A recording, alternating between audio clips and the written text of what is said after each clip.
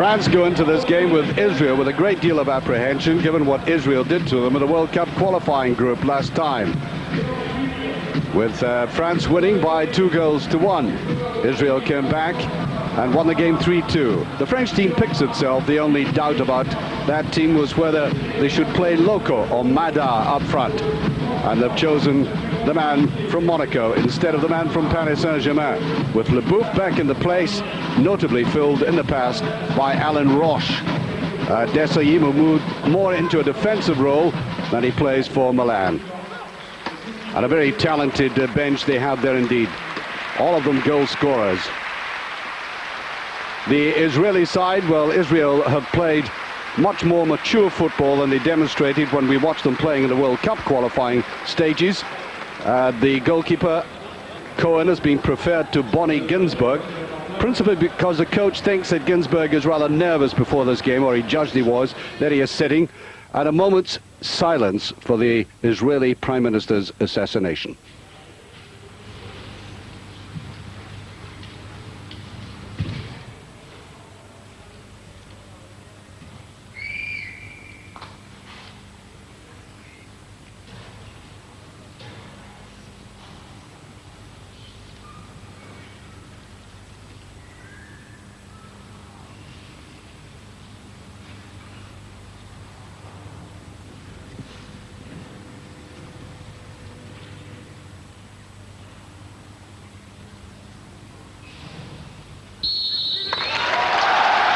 A very emotional moment for everyone, and although the objective is qualifying for the European final, I think both sets of players were found in Bonn there for sympathy for the Israeli people.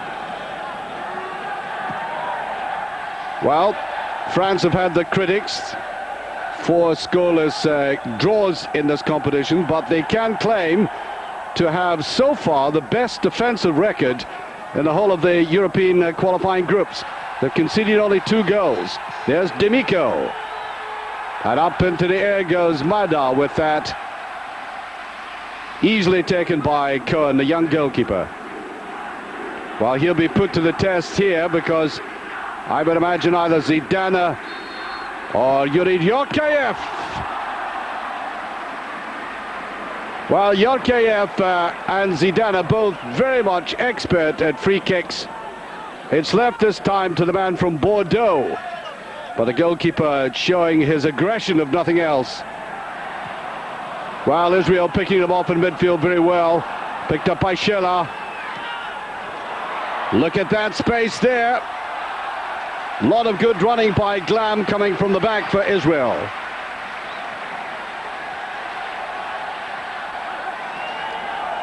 Well, I watched France playing in the Parc des Princes against Poland recently, and it was quite clear what the problem was. It midfield superiority. He played a lot of intricate football, but could do nothing to get the ball into meaningful positions in the penalty area.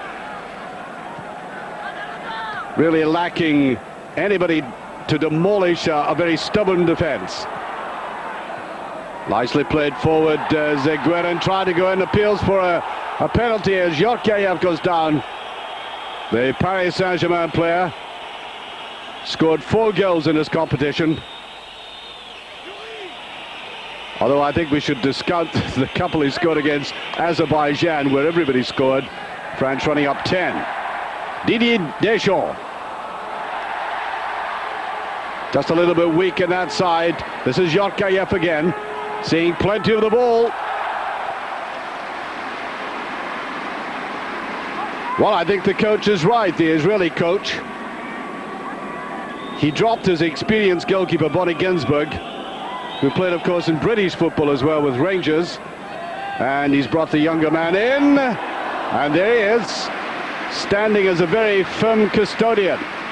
Not a trace of nerves about that. That overhead kick by Yorkaev. Amy Jackie, the national coach, well, we know what happened to Gérard Houllier. He was 60 seconds away from the World Cup final. His hopes diminished. Once again, slag finishing. Mada in the air. Well, so far, Yorkayev has been the star of this attack. Not only for his own efforts, but the way he's been laying them on for others. Bernard Lammers hardly had anything to do in the match so far. Beautiful play by Glam again. Tries to lay it off. Oh. Ronnie Rosenthal. Well, it's easy enough to criticize from here. Didn't have much time to bring that down and turn. Well, Lammer made that very difficult for him. Bit of space there. It's very slack defending. Oh, a little deflection. Once again, Zidane this time.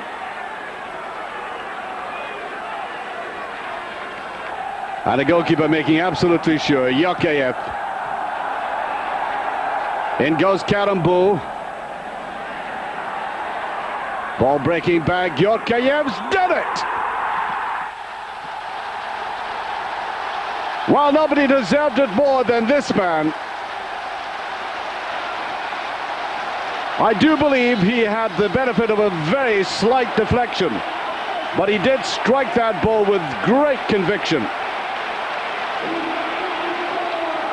And there's a sense of relief about this celebration. Look at that, head over it, blasting it in. Well, it looked as if they would just go through this entire game, again without scoring. 69 minutes gone, they're one up. Back it goes to Deschamps. And this Normandy crowd really enthralled by this battle going on here. Another shot by Zidane.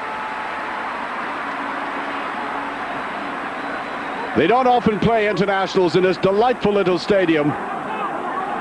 And the whole town, of course, ready for a celebration. Little bit of a flick there by Karambou. Now playing his football in Serie A, but certainly lost none of his initiative in the penalty area.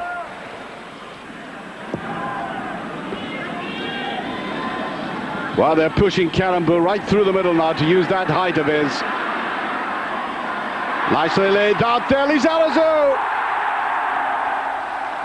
They substitute, and that clinches it. And the coolest man inside the stadium is Aimé Jacquet, the French coach. He knows there's no way back now. That's all they needed to do, just get that 2 goals in front. And the Normandy crowd celebrating.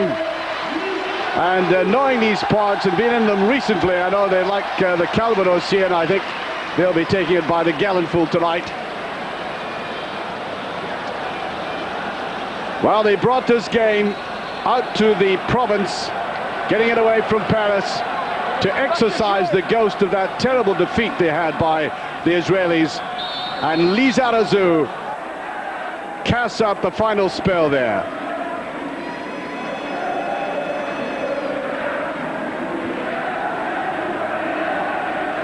The Israelis are, as I've said, a much more mature side this time round, but there the final whistle goes.